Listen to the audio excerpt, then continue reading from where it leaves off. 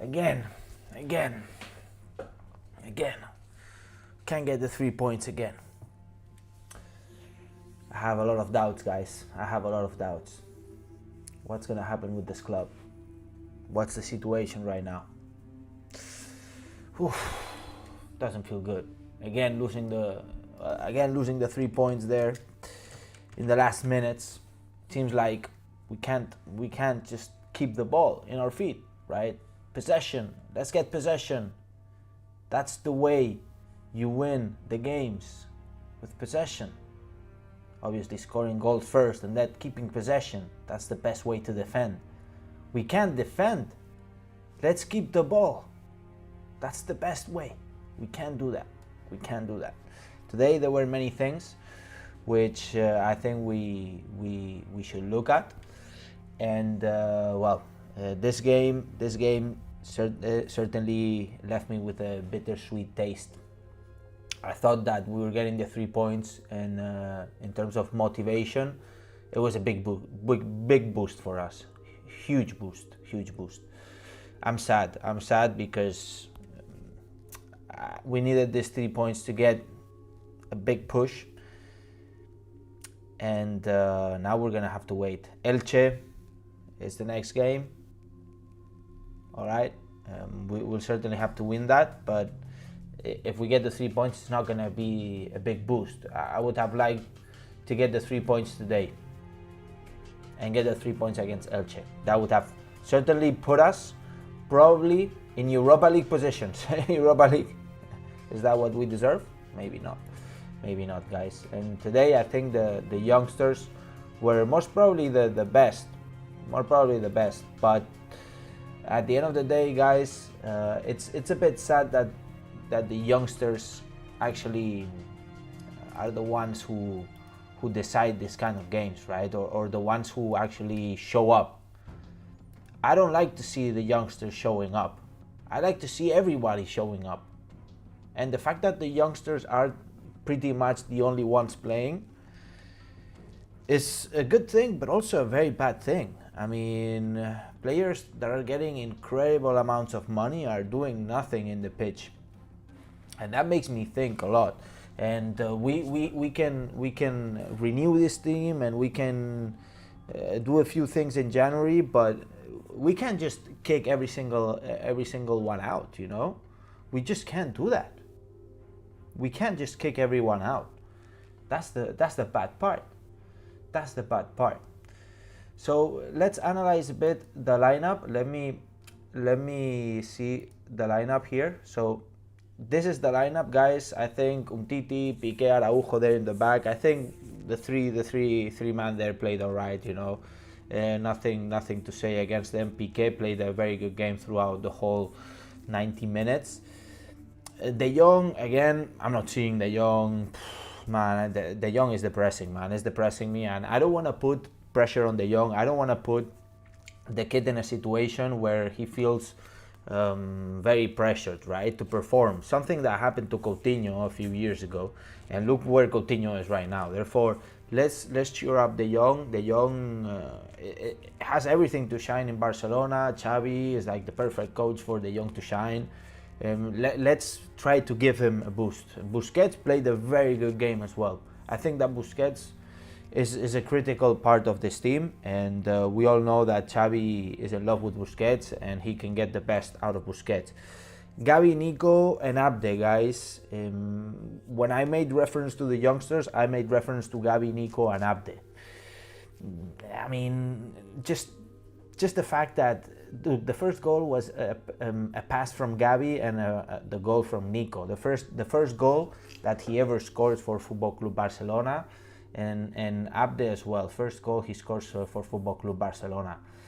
To me, the highlight of the game was those three.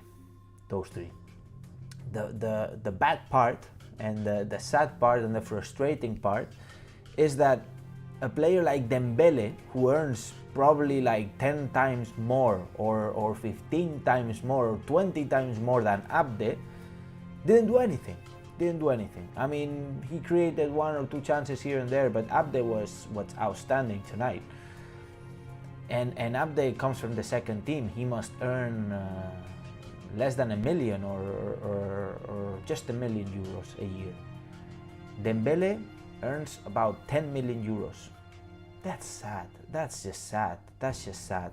And to be fair, if he wants to leave, look, at this point, just let him leave. We need some margin for the salaries, you know. Let's get Ferran Torres, who's a similar player to Abde. Let's get players that are actually coming here to give 1,000%. You know, we don't want players that got 1 million opportunities like Dembele, like Coutinho. And you know what makes me sad? The fact that Dembele two years ago was the same player. He was exactly the same player. Nothing changed in him. And now we put him as the best player in our squad, man. How sad is that? It's really depressing. It's really depressing. But anyways, Luke de Jong as well. Let me have a word for Luke de Jong. I really have my doubts if Luke de Jong should start, even though we have pretty much nobody to play up front. Put some kid from La Masia. Put some kid from La Masia, because you can get nothing from Luke de Jong. It's simple. You get nothing from Luke de Jong. So better put some kid from La Masia. We'll get something better from him. Luke de Jong is just poof, nowhere near. And in terms of Ter Stegen, what can I say, man? I'm not gonna blame Ter Stegen, but if he saves some balls, then it would be cool. It would be cool. I'd like to give also a few highlights here and there, a few stats. The fact that Abde, Nico scored today is something interesting, because Ilaix Moriba and Ansu Fati also scored their first goal as blaugranas in the stadium in El Sadar against Osasuna. It's interesting now that we have a few players scoring their first goal as culés here in El Sadar. But on the other hand, it's depressing that we only have one win away from Camp Nou in La Liga. It's how many game weeks do we have by now? This was the 16th game that we're playing. Therefore, we played 8 games away, yeah, more or less. I don't know, maybe we played a bit more. 8 games away. We only won once. It's gonna be a disaster, man. It's gonna be a disaster. And looking at if we look at the actual, let me show you. Can we see this? No, we can't see this. There must be a problem. All right, yeah, we can see this now. Yeah, so let me fix it for you guys here. This is the table of La Liga, guys. We're in 8th position. We're right here. Today, we would have got the 3 points. We would have been here tied with Rayo Vallecano. We have more goals in favor, therefore we would be ahead of them.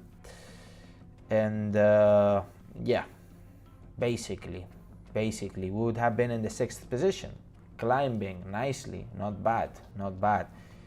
And guys, they have one game ahead. They actually have one more game. We must say that they have one more game. We have to play against Sevilla, which is a bit depressing as well. But you know what? Our objective, guys, is the 4th position by now. We're not far. 24th against 29. We're not far from there. But if we don't start winning, these people are going to start winning. These people, Betis, Sevilla, Madrid, Atletico de Madrid, they're gonna keep on winning. These people are gonna keep on winning. If we fail to win, then the gap is gonna be bigger and bigger and bigger. I'll leave it up to you guys. I'll leave it up to you. There's only one thing that we can do, guys, is trust in La Masia, right? Abde over Dembele. This is what I can say today. And look, if Dembele doesn't sign a contract before the beginning of the January transfer market, then dude, we must sell the guy immediately. Maybe for 10 million euro. I don't give a shit. I don't care. Sell the guy immediately, because this guy is playing with us, and I don't want a guy that's earning 10 million euros and does nothing. Abde is just 10 times better than him and earns like 20 times less. Therefore, it's simple. It's simple, guys. It's simple. Anyways, guys, I know it's hard. Let me know what you think in the comments down below. It's always nice to read.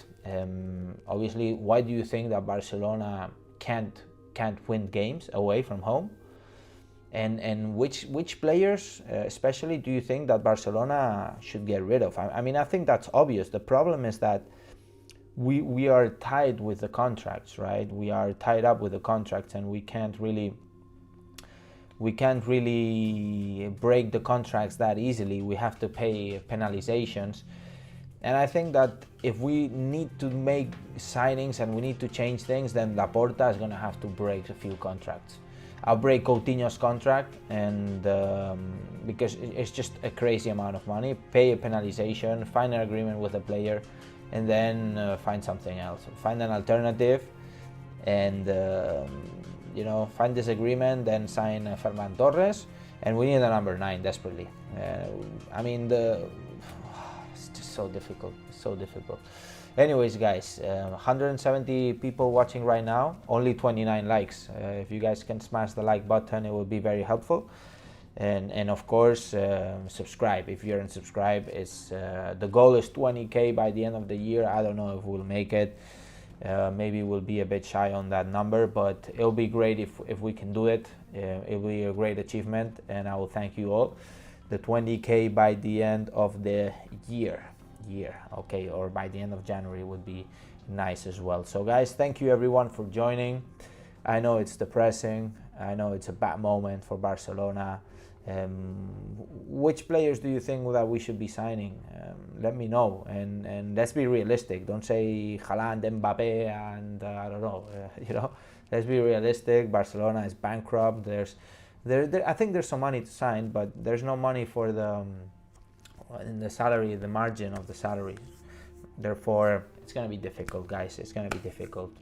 Anyways, guys, thank you so much for joining now, and of course, if you enjoyed this video, make sure to smash the like button and subscribe and hit that notification bell if you want to be notified as soon as I release my next video. And now, and as I always say, visca el Barça, visca Catalunya, and see you in the next